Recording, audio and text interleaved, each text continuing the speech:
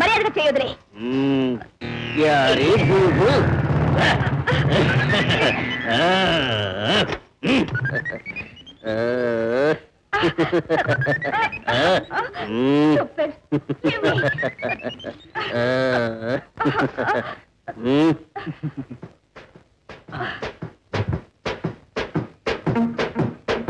చూడండి, మీలాంటి అందమైన అమ్మాయిలు ఇలా ఒంటరిగా రోడ్డు మీదకి వస్తే ఇలాంటి అదహోలు చేసుకుంటారు. అలాంటి అదహోల మీద నేను చేసుకుంటాను.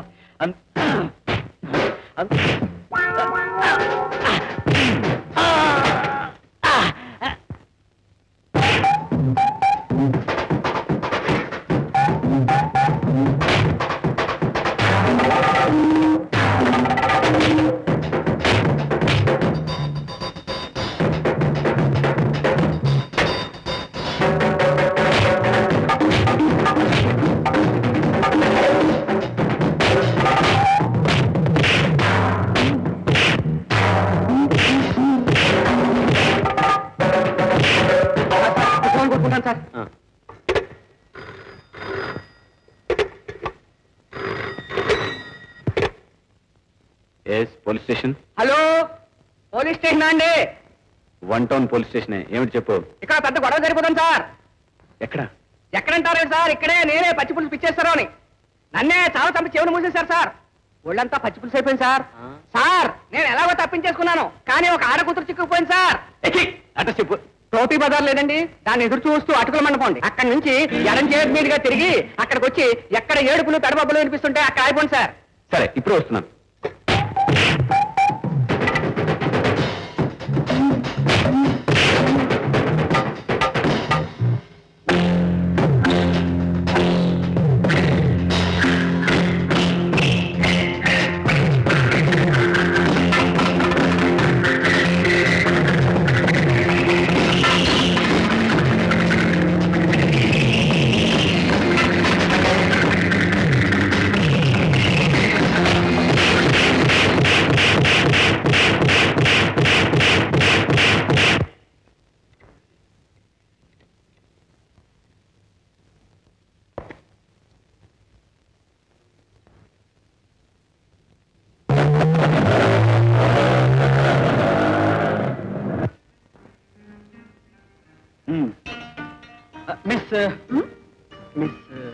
Miss Radha final PA.